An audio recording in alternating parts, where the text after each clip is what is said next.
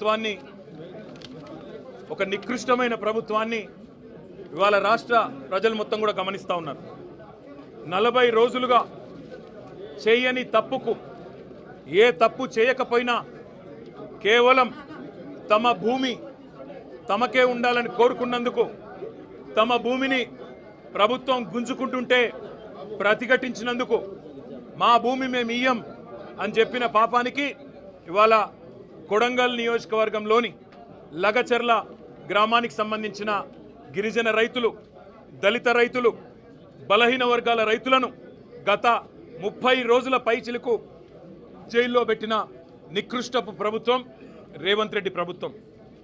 ఎంత అప్రజాస్వామికంగా అంటే తమ భూములు తాము ఇవ్వము అంటే వారి మీద కేసులు పెట్టడమే కాకుండా వారిని 3rd డిగ్రీ టార్చర్ కూడా పోలీస్ కస్టడీలో గురి చేసినారు. అక్కడ ఉండే ఎస్పీ గారికి వీడియో కాల్ చేసి వాళ్ళని కొడుతుంటే ఆయన అక్కడ తిరుపతి రెడ్డి గారు, ఎస్పీ గారు చూసి ఆనందించేలాగా కరెంటు షాకులు పెట్టి 3rd డిగ్రీ టార్చర్ చేసి వాళ్ళని హింస పెట్టింది రేవంత్ రెడ్డి ప్రభుత్వం. ఎంత నికృష్టమైన ప్రభుత్వం అంటే ముఖ్యమంత్రి సొంత నియోజకవర్గంలో రైతులు 35 రోజులుగా జైళ్లలో ఉంటే అది సబ్జెక్ట్ కాదట, అది చర్చనీయాంశం కాదట. కానీ పర్యాటక రంగానికి సంబంధించి చర్చ పెడతానంటున్న సన్నాసి రేవంత్ రెడ్డిని నేను అడుగుతా ఉన్నా, నీకు మనసుందా? నీకు హృదయం ఉందా? నీ నియోజకవర్గంలో నిన్ను ఓటేసి గెలిపించిన ప్రజలు, నిన్ను ఓటేసి ముఖ్యమంత్రిని చేసిన ప్రజలు జైళ్లలో ఉంటే సిగ్గు లేకుండా పర్యాటక శాఖకు సంబంధించి నేనేదో చేస్తాను, పాలసీ పెడతానంటూ ముందుకొస్తున్నావే, సిగ్గుందా అని అడుగుతా ఉన్నా. అయినా నీ ప్రభుత్వం వచ్చిన తర్వాత 2 రకాల పర్యాటకం కొనసాగుతున్నది. ఒకటేమో ఢిల్లీ పర్యాటకం, ఎక్కే విమానం దిగే విమానం తప్ప ₹1 కూడా వచ్చింది లేదు. సంవత్సర కాలంగా ముఖ్యమంత్రి 30 సార్లు ఢిల్లీ పోయినాడు, మంత్రుల్లో 70 సార్లు పోయినారు. కానీ 100 సార్లు పోయినా 100 పైసలు కూడా తెలంగాణకు తేలేని సన్నాసులు ఈ కాంగ్రెస్ ప్రభుత్వం వాళ్ళు. అదే మాదిరిగా రెండో పర్యాటకం బాగా ఉంది, అభివృద్ధి చెందుతున్నది అంటే జైళ్ళ పర్యాటకం.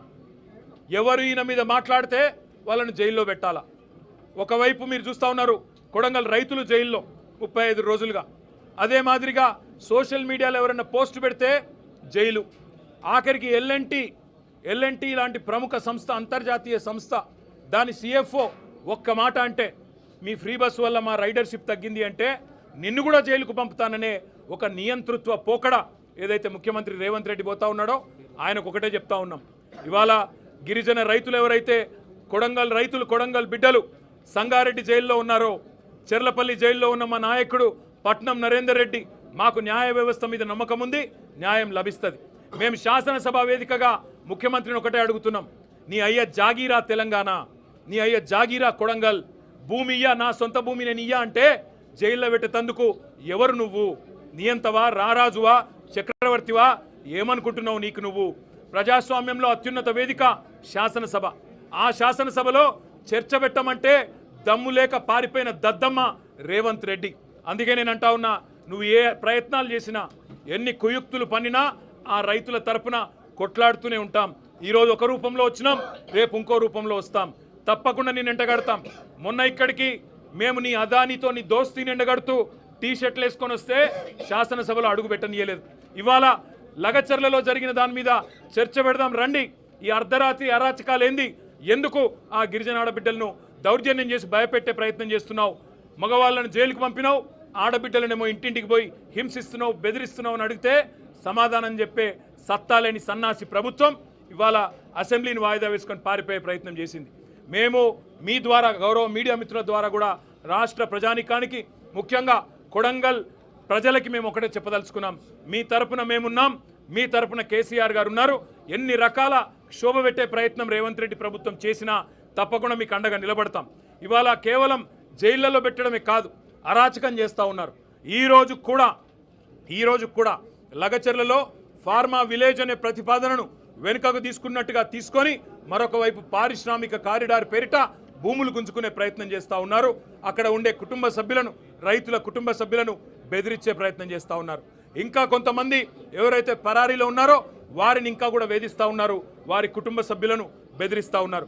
ఈ రాష్ట్రంలో జరుగుతున్నది ఒక ప్రజాస్వామ్య ప్రభుత్వమా లేక ఒక నియంత ప్రభుత్వమా, ఒక అరాచక ప్రభుత్వమా అనేది మేము అడుగుతా ఉన్నాం. శాసనసభ వేదికగా తప్పకుండా ఈ ప్రభుత్వాన్ని నిలదీస్తాం. నిజాలు బయటికి వచ్చేంత వరకు ఈ లగచర్ల ఎందుకు జరిగింది, అసలు అనుముల తిరుపతి రెడ్డి కనుసన్నల్లో అక్కడ పోలీసులు ఎందుకు నడుస్తున్నారు, అనుముల తిరుపతి రెడ్డి కనుసన్నల్లో అక్కడ అధికారులు ఎందుకు పనిచేస్తున్నారు, ఒక రాజ్యాంగేతర శక్తిగా రేవంత్ రెడ్డి అన్న అనుముల తిరుపతి రెడ్డి అక్కడ ఎట్లా ఊరేగుతున్నాడు 200 మంది పోలీసులను పెట్టుకునే విషయాన్ని రాష్ట్ర ప్రజల దృష్టికి తప్పకుండా తీసుకొస్తాం. కొడంగల్ రైతన్నలకు, కొడంగల్ గిరిజన బిడ్డలకు మేము ఒకటే విజ్ఞప్తి చేస్తూ ఉన్నాం, న్యాయస్థానం మీద తప్పకుండా మనందరికీ విశ్వాసం ఉంది, న్యాయం లభిస్తుంది. ఇప్పటికే మీరు 35 రోజులు శిక్ష అనుభవించినారు, మీకు తప్పకుండా న్యాయం లభిస్తుంది, మీరు భయపడవద్దు. కేవలం కొడంగల్ ఒకటే కాదు, ఇవాళ మా జహీరాబాద్ ఎమ్మెల్యే మాణిక్రావు గారు చెప్తా ఉన్నారు, అక్కడ న్యాల్కల్లో కూడా గొడవ జరుగుతూ ఉంది, అక్కడ కూడా రైతులు మేము భూములు ఇవ్వమంటున్నారు, కానీ అక్కడ కూడా బలవంతంగా గుంజుకునే ప్రయత్నం జరుగుతూ ఉంది. అసలు ఈ పరిస్థితి ఎందుకు వచ్చింది ప్రభుత్వం ఆలోచన చేసుకోవాలి. 14,000 ఎకరాలు గత ప్రభుత్వం సేకరించి పెడితే దాన్ని రద్దు చేసి తిరిగి రైతులకు ఇస్తామని చెప్పింది.